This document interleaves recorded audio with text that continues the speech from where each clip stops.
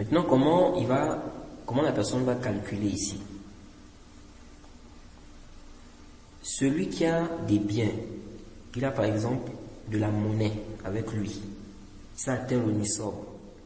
Par exemple, il a 1 million de francs CFA. Il prend les 1 million là, il va acheter une marchandise pour faire du commerce. Si on part du principe que 1 gramme d'or, ça fait 10 000, ça veut dire que le nisab de l'or, donc par rapport à l'or, ce sera 850 000. 850 000. Parce que le nisab dans les urud de tijara, c'est le même que celui qu'on prend dans le zahab ou bien le fidda. Donc si on suppose que quelqu'un a 1 million de francs CFA, maintenant il va faire du commerce, il va acheter des marchandises avec ça. Il va commencer à compter à partir de ce moment-là. Le moment où il a eu les 850 000 là.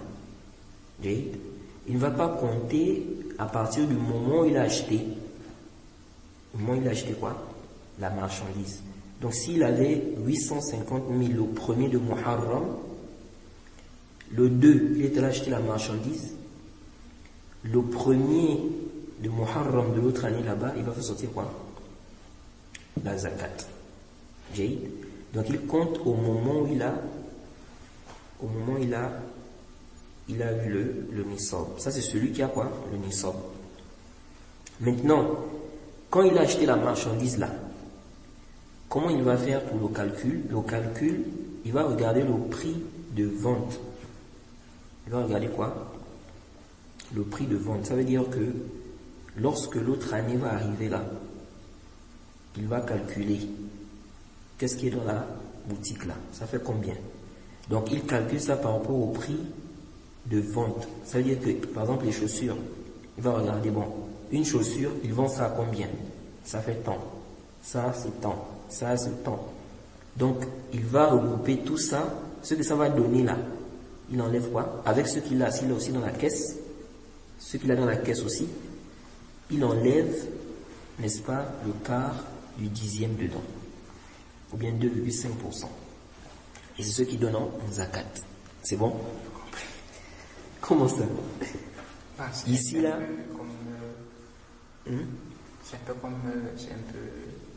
Ça embrouille un peu avec la zakat d'un commerçant qui a le capital et puis il y a la marchandise. Et la marchandise. Non.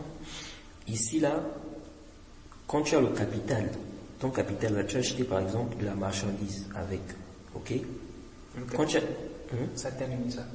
Si le capital atteint le nisab, tu as acheté la marchandise, même s'il reste encore dans le capital, il reste un peu par exemple, tu as mis ça dans la caisse. Quand l'autre année va venir là, comme on a expliqué, tu vas calculer le prix. Donc tu vends les trucs là combien, ce qui est dans ton magasin là. Tu calcules tout ça. Tu ajoutes au prix qui est dans ce que tu as dans la caisse. Que ce soit ton capital ou que ce soit les bénéfices. Ça peut être les bénéfices. C'est-à-dire que pendant que tu as mis ta marchandise, il y a des gens qui achètent, non? Donc tu peux faire rentrer les bénéfices dans la caisse. Tu peux aussi, c'est-à-dire en faisant rentrer les bénéfices là, tu as toujours ton capital, le reste de ton capital dedans. C'est-à-dire quand tu as acheté la marchandise, tu n'as pas terminé tout ce que tu avais. Tu as acheté la marchandise, il te reste quelque chose. Tu as épargné ça, tu as mis ça dans la caisse. Tu vas compter ça, ce qui est resté là, avec tout ce que tu as eu comme bénéfice, ok, qui est dans la caisse, et ce que tu vas avoir dans quoi? Dans les marchandises là. Donc tout ça là, ça te fait combien? Et ça te fait par exemple 2 millions. Tu enlèves le quart du dixième dans ça. C'est compris maintenant, ou bien? Parce que les marchandises qui sont là peuvent venir pour être vendues. Hein? Les marchandises qui sont là peuvent venir pour être vendues. Très bien. Ici là, tu ne regardes plus ça. Dans le urud de tijara, tu ne regardes plus le fait que cette marchandise se peut que tu ne vendes pas ça.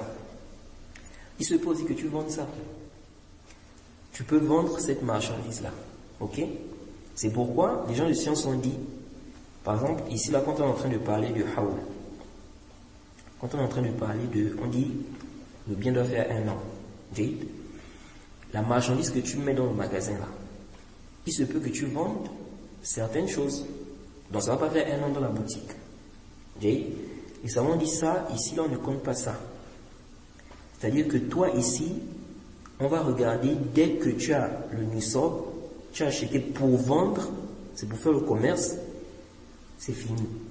Une fois que tu as fait ça, à partir de là, ton nisab commence, on commence à compter ça.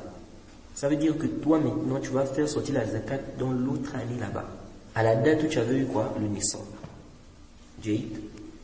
Donc ça veut dire qu'une fois l'autre année arrive, maintenant tu regardes ce que tu as dans le magasin là, avec ce que tu as dans la caisse. Tout ça là, est-ce que tu es toujours dans le nisab? Si tu es toujours dans le nisab, tu fais sortir quoi?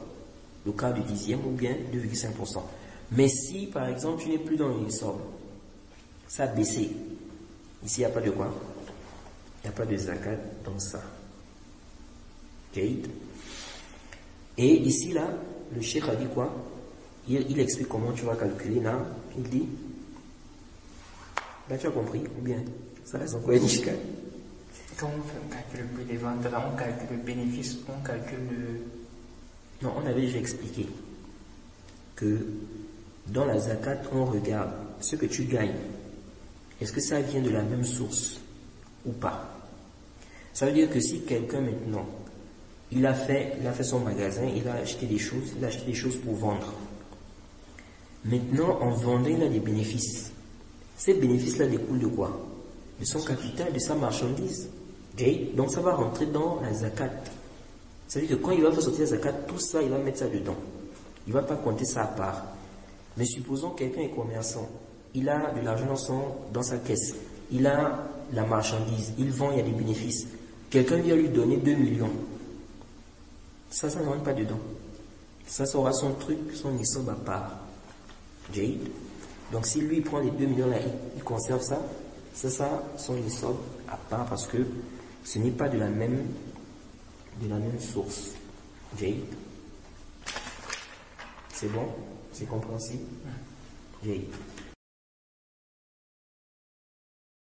Et quiconque fait scission d'avec le messager, après que le droit chemin lui est apparu, et suit un sentier autre que celui des croyants, alors nous le laisserons comme il s'est détourné, et le brûlerons dans l'enfer.